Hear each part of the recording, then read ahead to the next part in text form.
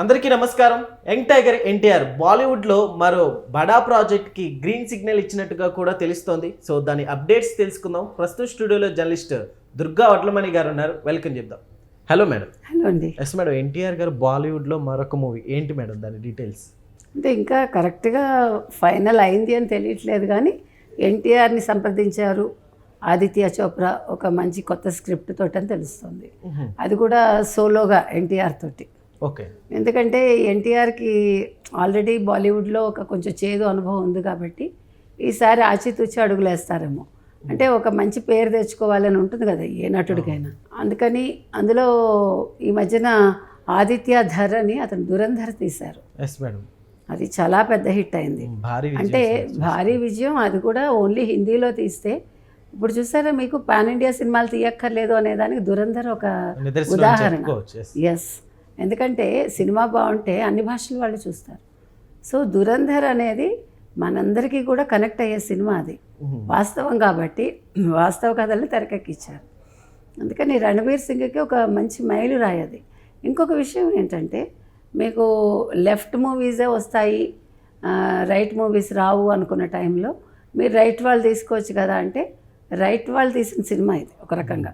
అంటే రైట్ సినిమాలు కూడా ఎంత బాగా హిట్ అవుతాయి, ప్రజలు ఎలా ఆదరిస్తారు, ప్రజల్లో వచ్చిన ఆలోచన విధానంలో వచ్చిన మార్పు, అది కూడా మనకు అక్కడ ప్రస్ఫుటంగా కనిపిస్తుంది. ఇంచుమించు 1300 కోట్లు ఒక సినిమా సంపాదించింది. అది కూడా అసలు బాలీవుడ్కి మనకు తెలిసి ఇటీవల కాలంలో వాళ్ళకి అసలు హిట్సే లేవు. మీకు తెలుసు, ఏ రకంగానూ తెలుగు సినిమా స్థాయిని వాళ్ళు అందుకోలేకపోతున్నారు. కానీ దురంధర్ అనేది ఇవాళ సక్సెస్ అవటం అనేది మనందరం కూడా హర్షిస్తున్నాం. ఎందుకంటే ఆ కథ అలాంటిది. అంటే మనందరికీ కనెక్టివిటీ ఉంటుంది దాంతో. ఒక దేశానికి సంబంధించి పాకిస్తాన్తో మనకు ఉండే ఆ రైవలరీ కావచ్చు, మనం పడ్డ బాధలు కావచ్చు, ఇవన్నీ కూడా. కాబట్టి ఆ సినిమా అంత పెద్ద హిట్ అయింది. ఓకే మేడం, అయితే ఇక్కడ అంటే దురంధర్ మూవీతో పోల్చడం జరుగుతుంది ఎన్టీఆర్ గారి అంటే రాబోయే మూవీ బాలీవుడ్లో. అంటే ఏంటి ఆ లింక్ ఏంటి? అంటే ఒక రకంగా నేను అనుకోవటం ఏంటంటే, ఒకవేళ ఆ తరహా కథ ఏమైనా తీసుకుంటున్నారా, దురంధర్ లాంటి ఆ కథకి దగ్గరగా వేరే రకంగా ఏమైనా తీసుకుంటున్నారా, అందుకని దురంధర్తో పోలుస్తున్నారా అని నా డౌట్. కానీ పోల్చక్కర్లే నా దృష్టిలో. అయితే దురంధర్ ఈజ్ ఏ దురంధర్ అంతే. దురంధర్తో దేన్ని పోల్చక్కర్లే. ఇప్పుడు ఎన్టీఆర్కి హిట్ కావాలి కాబట్టి ఇవాళ ఒక హిట్ అయిన సినిమాతో పోలుస్తున్నారని నా ఉద్దేశం. అట్లా చేయకూడదు ఇప్పుడు కూడా. ఎస్ మేడం, ఇక్కడ ఎన్టీఆర్ గారు బాలీవుడ్కి వెళ్ళేది ఎలా చూస్తారు మీరు? అసలు ఎందుకండి, ఇప్పుడు కొత్తగా ప్రూవ్ చేసుకోవాలా మనం వెళ్ళి? ఇప్పుడు తెలుగు ఇండస్ట్రీలో మంచి పేరు తెచ్చుకున్నాడు అతను, మంచి హీరోగా. అతనికంటూ ఒక సాలిడ్ ఫ్యాన్స్ ఉన్నారు. అలాంటప్పుడు కొత్తగా మనం వెళ్ళి బాలీవుడ్లో నేను అని నిరూపించుకోవాలా? ఏమో నాకైతే అవసరం లేదనిపిస్తుంది. ఎందుకంటే మనకి బాలీవుడ్ ఏమి మనకు గొప్ప కాదు. ఇప్పుడు బాలీవుడ్ వాళ్ళు తెలుగులో యాక్ట్ చేయడానికి వాళ్ళు గొప్పగా ఫీల్ అవుతున్నారు. మనకెందుకు అది?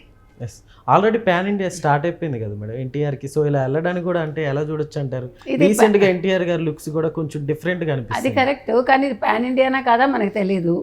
మరి హిందీలోనే తీస్తారా, తెలుగులో కూడా తీస్తారా ఇంకా తెలియదు. ఎందుకంటే కథని బట్టి, హీరోయిన్స్ బట్టి ఉంటుంది. మీరు దురంధర్తో పోలిస్తే కనుక అయితే దురంధర్ హిందీలోనే సోలోగా తీస్తారు కాబట్టి వీళ్ళు కూడా అలాగే తీయాలి, అంతే కదా. కాదు అనుకుంటే అప్పుడు వాళ్ళు పాన్ ఇండియా మూవీకి వెళ్ళాలి. మరి ఏం చేస్తారో తెలియదు. ఏది ఏమైనా ఎన్టీఆర్కి ఇప్పుడు ఒక హిట్ కావాలి గట్టిగా, ప్లస్ బాలీవుడ్లో కూడా ఒక ఏమనాలి నిరూపించుకునే ఒక ఇది కావాలి. కాబట్టి ఆ రకంగా ఇక్కడికి వస్తుందేమో. సో అందుకని సరే ఓకే, ఇప్పుడు యాక్ట్ చేయడం తప్పని నేను అంటలేదు. ఒకవేళ అతని టైం బాగుండి మంచి హిట్ అందుకున్నారనుకోండి, బాలీవుడ్లో కూడా జూనియర్ ఎన్టీఆర్ నిలదొక్కుంటారు. అంటే మన తెలుగు వాళ్ళకి ఒక ప్రైడ్ అప్పుడు. ఆ రకంగా తీసుకోవచ్చు. కానీ పోలికలు అవసరంలా. దురంధర్ లాగా దురంధర్ ఈజ్ దురంధర్ అంతే. అదేవిధంగా జూనియర్ ఎన్టీఆర్ సినిమా అనుకోవాలి.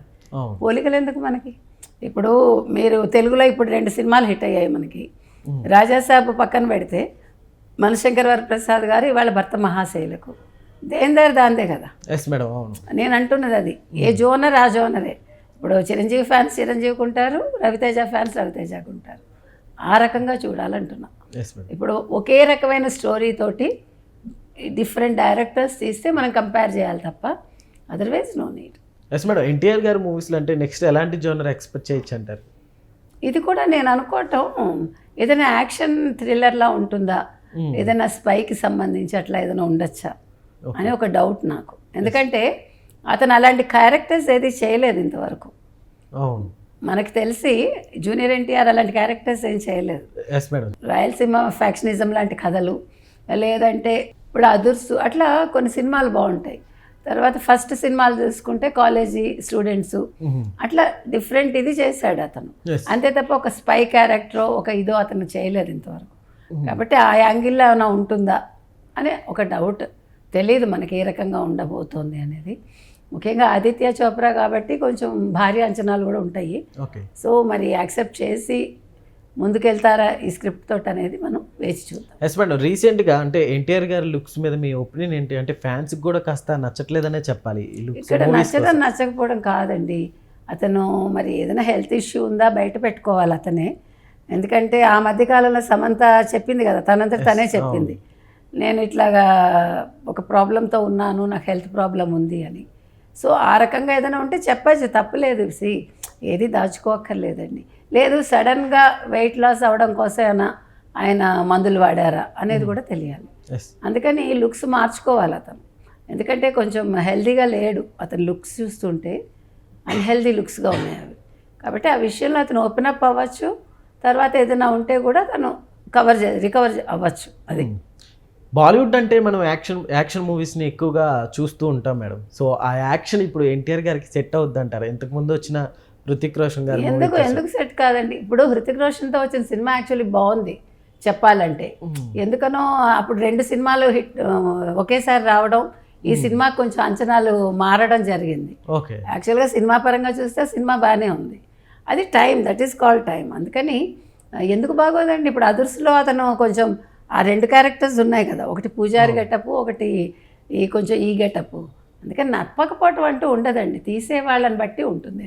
Okay madam, thank you.